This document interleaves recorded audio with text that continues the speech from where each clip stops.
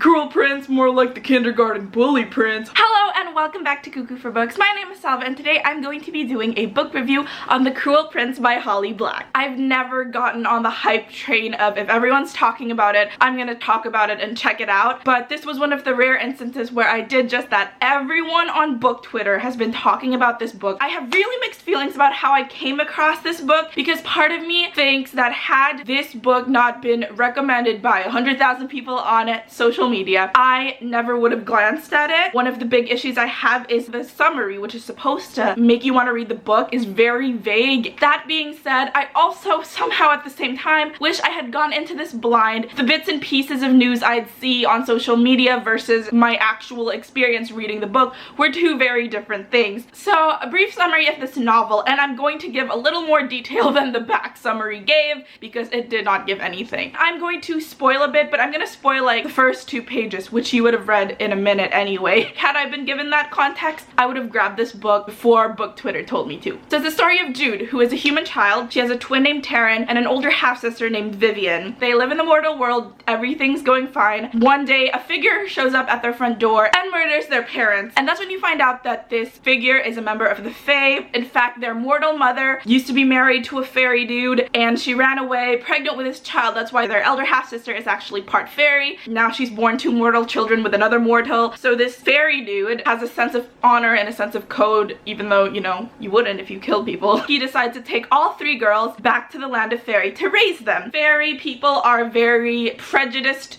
towards mortals. Jude and Taryn, her twin, they live their lives always feeling less than and not treated as an equal, and this is basically how Jude deals with that and how she's able to come into her own. Honestly, The Cruel Prince doesn't figure as much in The Cruel Prince as I expected. That's something I want to start off with. You'd think that The Cruel Prince, Carden, plays a huge part in The Cruel Prince. He's not present in all the scenes until about the last quarter of the book. If I did not know, if 1,001 people weren't shipping Jude and Carden, who is a fairy prince, I never would have expected him as a viable love interest. This book honestly did not need a love interest in my opinion because it's her story how she comes into power or how she grabs power for herself. I saw somewhere somebody said that this book's world building is crap and I respectfully disagree. I love how unsexy the world building is because nowadays it's a trend to sort of be edgier than the last book that was published or be sexier than the last book that was published, and this book, it's very early 2000s YA where you don't need to be sexy, you don't need to be edgy. Like, she travels on a giant frog. Characters are named like Narbone and Tatterfell, and there are pretty fairies, but most of them are just really like weird, ugly creatures. I really loved it. It was really refreshing. Other people might find it really boring that there isn't really any big conflict until halfway through the book. There are some books that start off, you know, like a big tornado happens on page 20 and you're like, I don't really care enough about the character yet. I don't really care what happens to her. I've had 20 pages to know her. And I love how this book took the time to set the tone. I was just more invested in the conflict because it took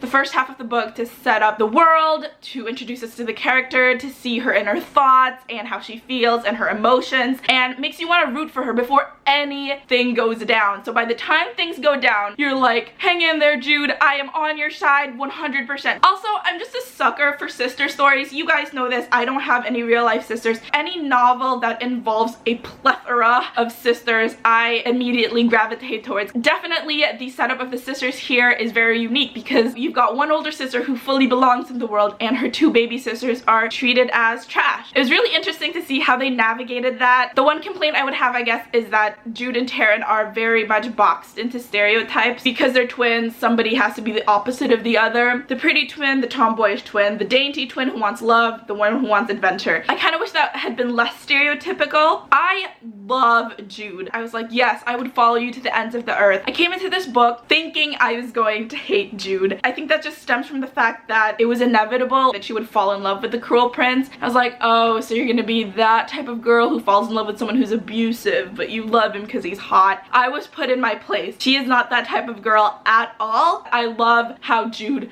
treats her attraction with Carden in the book. I love that when she suddenly feels like attraction or desire towards him, instead of being like, oh, and everything melts away and all the evil things he's done to me has disappeared in my mind, she's more of like, ew, ew, gross, what am I feeling? That's disgusting. I was like, I like you, Jude. She's tough as nails, she's stubborn. All she wants is to be accepted in this world that treats her like trash. I'm really excited to read more about her adventures, even though it involves her falling in love with the cruel prince. Sure, whatever. This is going to make me sound like an absolute sadist, but a lot of people said that they came into this book shocked that Cardan was so mean, and people saying, it's called The Cruel Prince, of course he's gonna be mean. I personally think he could have been a little meaner. Sure, he's pretty cruel. Is he though? I think I just wish that we could have seen a little more of Cardan being evil for his redemption arc to be more justified, or for it to have more impact. This book has a great, huge amount of political intrigue. There are some books that you read the summary and it's like, dive into a world of political intrigue, and you read it and you're like, where was it? There's a lot of plotting and a lot of scheming that I really enjoyed. I wish it had happened a lot earlier in the novel. I wish there were parts in the book that drove the point home more,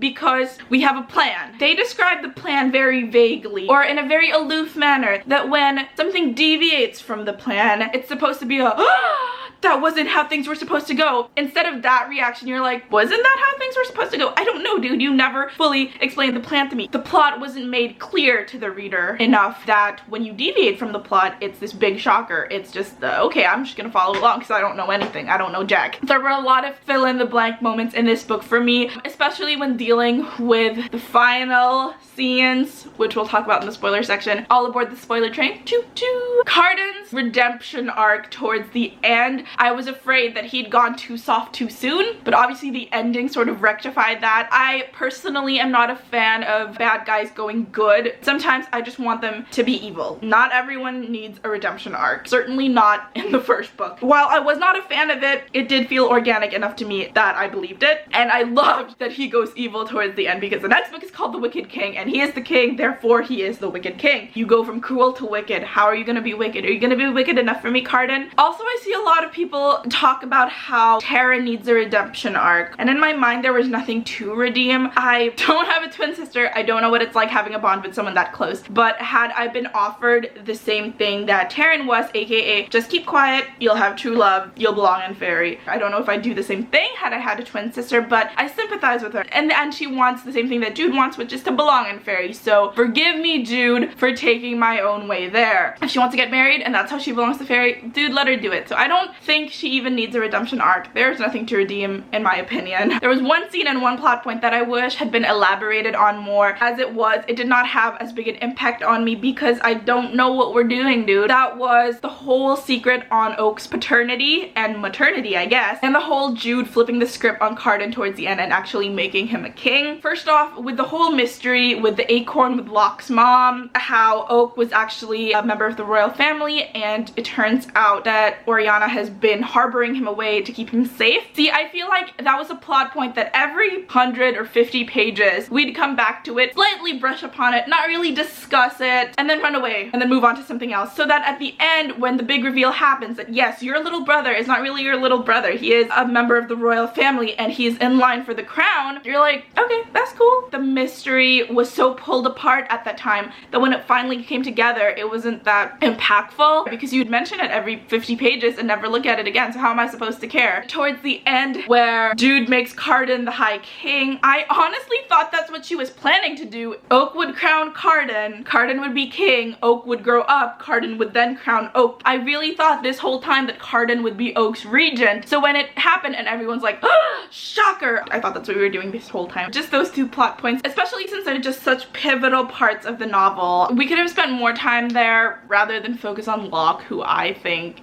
is a wet paper bag. I don't know how to insult a fairy. But honestly, other than that, I really enjoyed this book. This is one of those books that, is it gonna make my favorites for this year? Probably. Let's compare it to the sequel, which I have not read yet. Is it going to be my favorite fantasy series of all time? Am I so gung-ho on it? Not really, but am I dang excited to jump on to the sequel? You betcha! The book ended in such an amazing way when Cardan's like, you wanted the throne, Jude. It's all yours. What's gonna happen in book 2? I have no idea. I just want to see a real wicked king. Don't give me a kindergarten bully king, because that's what this book felt like. The cruel prince, more like the kindergarten bully prince. I want to see evil. I want to see more scheming. I am very excited to read the second book. And that about does it for my The Cruel Prince book review. You can follow me on my other bookish adventures on Twitter at Cuckoo for Books and on Instagram at Cuckoo for Books and Salva Villarosa. Please subscribe and I will see you guys very soon.